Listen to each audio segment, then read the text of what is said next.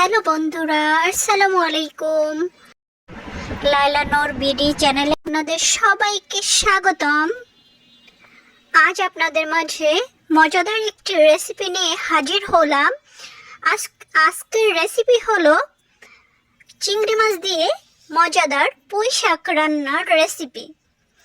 প্রথমে আমি রান্নার জন্য চিংড়ি মাছ নিয়েছি। চিংড়ি মাছে লবণ ও হলুদ ও মরিচ মাখিয়ে নিয়েছি।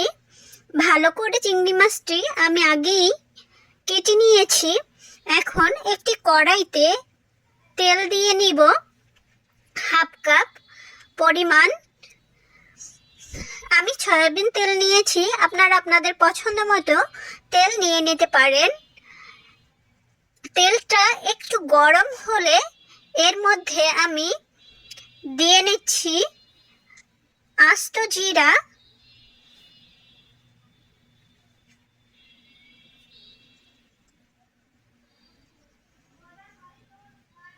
আগে থেকে মাখিয়ে রাখা চিংড়ি মাছগুলো গরম তেলের মধ্যে দিয়ে নিচ্ছি। এবারে মাছগুলোকে 4 থেকে 5 মিনিট সময় নিয়ে নেড়েচেড়ে তেলের মধ্যে মাঝারি আঁচে ভেজে নিব।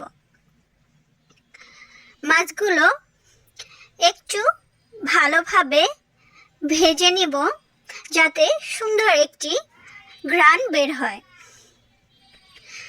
আমি মাছগুলো খুব ভালো করে ভেজে নিচ্ছি। এবারে মাছের মধ্যে দিয়ে নিচ্ছি স্বাদ মতো লবণ। লবণটা দিয়ে মাছের সাথে ভালো করে নেড়ে চেড়ে নিচ্ছি। এবারে দিয়ে নিচ্ছি আগে থেকে কেটে রাখা 10 থেকে 12টি আস্ত কাঁচামরিচ ফালি ও রসুন কুচি দিয়ে নিচ্ছি 2 টেবিল পরিমাণ মাছের মধ্যে। এবারে নেড়েচেড়ে ভেজে নিব। এখন হাফ কাপ পরিমাণ পেঁয়াজ কুচি দিয়ে নিচ্ছি মাছের মধ্যে।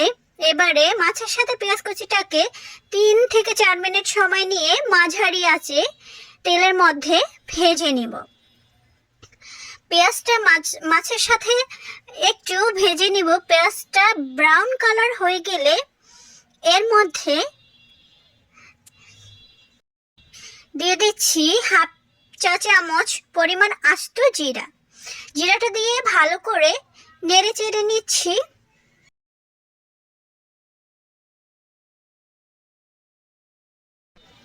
এবারে মাছের মধ্যে হলুদ গুঁড়ো দিয়ে নিচ্ছি 1 চা চামচ ও মরিচ গুঁড়ো দিয়ে নিচ্ছি 1 চা চামচ পরিমাণ। হলুদ ও মরিচ গুঁড়ো দিয়ে কম আঁচে তেলের মধ্যে ভেজে নিব 2 থেকে 3 মিনিট সময় নিয়ে। এরপরে আগে থেকে মাছের পেস্ট, চিংড়ি মাছের পেস্টটাকে আমি দিয়ে নিচ্ছি মশলার মধ্যে। এবারে জাল দিয়ে খুব দ্রুত নেড়েচেড়ে নিতে হবে, অনবরত নাড়তে হবে, না হলে দলা পাকিয়ে যাবে মাছের পেস্টটা।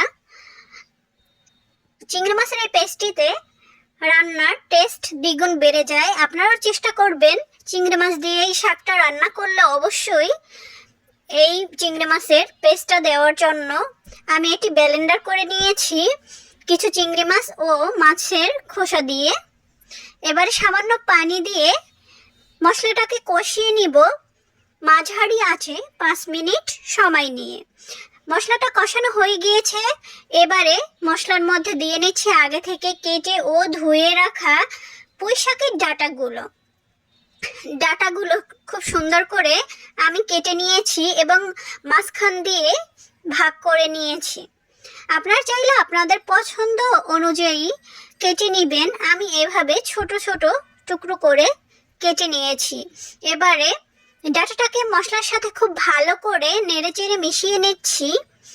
খুব ভালো করে মেশাতে হবে। এ সময় চুলার তাপ অবশ্যই মাঝারি আঁচে রাখবেন, তাহলে কালার নষ্ট হবে না শাকের।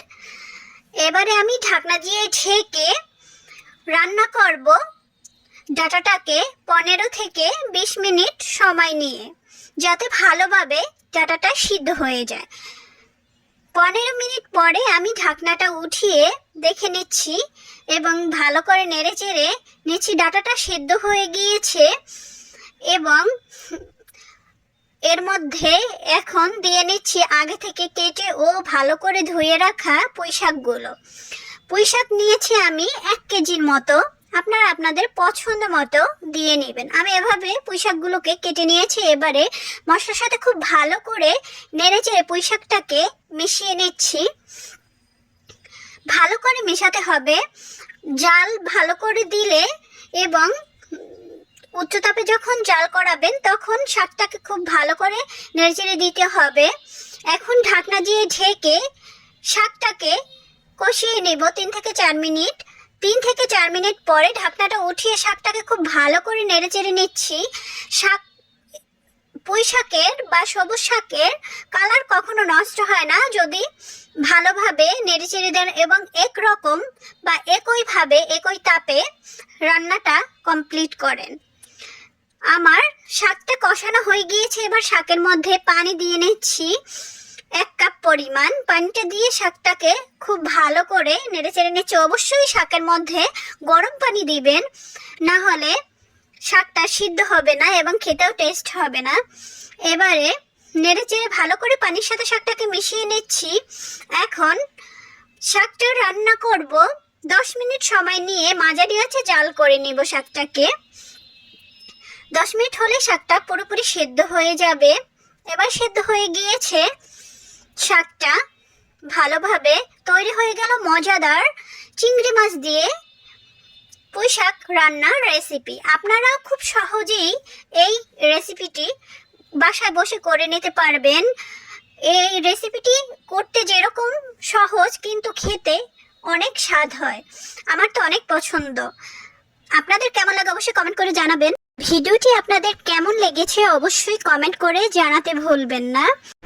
আমার ইউটিউব চ্যানেলটি যদি সাবস্ক্রাইব না করে থাকেন তাহলে অবশ্যই চ্যানেলটি সাবস্ক্রাইব করবেন। সবাই ভালো থাকবেন, সুস্থ থাকবেন। আসসালামু আলাইকুম, আল্লাহ হাফেজ।